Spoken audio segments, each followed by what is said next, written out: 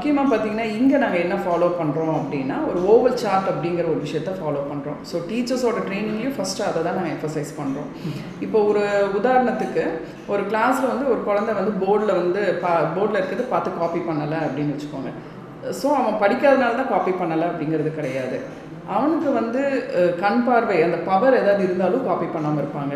சரியாக கவனிக்க மாட்டேங்கிறான் அப்படின்னா அவனுக்கு இயர் இன்ஃபெக்ஷன் இருக்கலாம். சரியாக அது கேட்காதனால கூட பர்ஃபார்ம் பண்ணாமல் இருக்கலாம். அப்போது ஒரு குழந்தைக்கு வேறு என்னென்னலாம் காரணங்கள் இருக்குது, முதல்ல அதை பார்க்கணும். எல்லாமே எடுத்தோடனே படிக்கிறதுல தான் அந்த பிரச்சனை இருக்குது அப்படின்னு நம்ம முடிவெடுக்க முடியாது.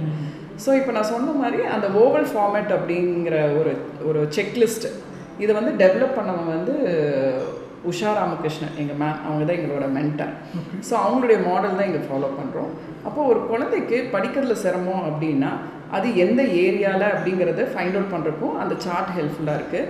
வேறு விஷயங்களில் எதாவது சிரமம் இருக்கா அப்படின்னு பார்க்குறக்கும் அது ரொம்பவே ஹெல்ப்ஃபுல்லாக இருக்குது.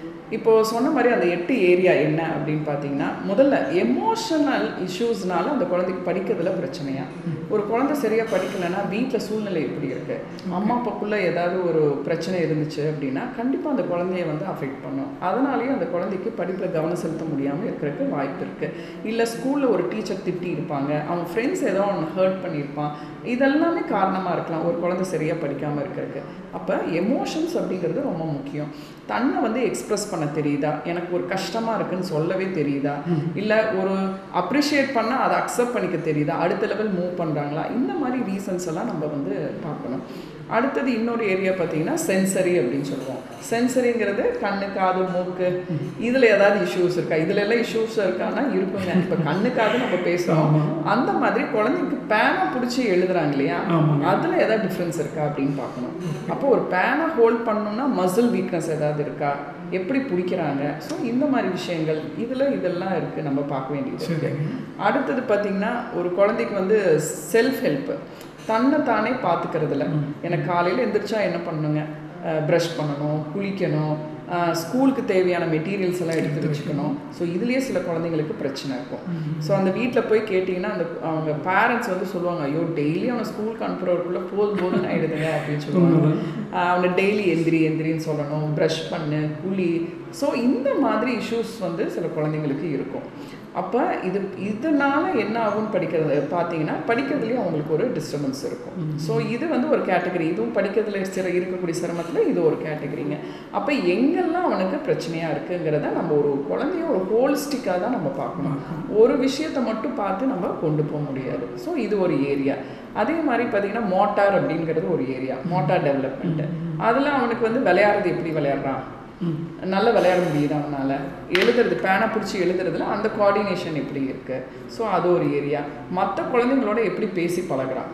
இப்போ பார்த்தீங்கன்னா சில குழந்தைங்கள்லாம் அவங்களோட வயசுக்கு மீறிய பெரியவங்களோட நல்லா பேசி பழகுவாங்க, சில குழந்தைங்களாம் அவங்களோட சின்ன குழந்தைங்களோட தான் பழகுவாங்க. ஸோ இதெல்லாம் வந்து ஒரு இண்டிகேட்டர்ஸ், அவனுக்கு சோஷியல் மெச்சூரிட்டி ஹையாக இருக்குது அப்படிங்கிறது. இன்னொரு குழந்தைக்கு கம்மியாக இருக்கும்போது அவனுக்கு கொஞ்சம் ஐக்யூ கம்மியாக இருக்கிறதுக்கு வாய்ப்பு, அது வந்து ஸ்லோ லேர்னர்ஸ் அப்படின்னு சொல்லுவோம். அப்போ இந்த டிஃப்ரென்ஸ் எல்லாம் நம்ம பார்க்கணும். அப்போது ஒரு குழந்தைய ஓவராலாக பார்க்குறது அப்படிங்கிறது ரொம்ப முக்கியம்.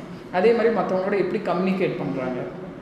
கம்யூனிகேஷன்னா என்ன வந்துடுது பார்த்தீங்கன்னா லாங்குவேஜ். அப்போ லாங்குவேஜ் யூஸ் பண்ணி நான் அடுத்தவங்ககிட்ட நான் என்ன சொல்லணுமோ அது கரெக்டாக கோர்வையாக சொல்ல தெரியுதா, அது ஒரு ஏரியா. அப்போ அதில் பிரச்சனை வந்தால் படிப்பில் பிரச்சனை வரும், படிப்பில் பிரச்சனை வருது, அது இல்லாமல் மற்றவங்களோட பேசி பழகிறதுல பிரச்சனை. ஸோ இந்த மாதிரி ஒன்று ரிலேட்டாக இருக்கும். அப்போ நம்ம ஒரு விஷயம் மட்டும் பார்க்காம 2-3 விஷயத்தை பார்க்கணுங்கிறது ரொம்ப இம்பார்ட்டண்ட்டுங்க. சாதாரண படிக்கல அப்படிங்கிற ஒரு குழந்தைக்கு பின்னாடி எத்தனை விஷயங்கள் லிங்க் ஆகுது பாருங்களேன். அவனோட ஒரு விஷயத்தில் ஆரம்பித்து மற்ற விஷயங்களும் அதோட பாதிப்பு இருக்குது. அப்போ அங்கே போது இப்போ இது முக்கியமாக பார்க்க வேணும் அப்படிங்கிறத கண்டிப்பாக. ஸோ ஒரு விஷயத்தை மட்டும் பார்க்காம நிறைய விஷயத்தை பார்த்து கொடுக்கும்போது ஒரு ஓவரால் டெவலப்மெண்ட் அந்த குழந்தைகிட்ட இருக்கும்.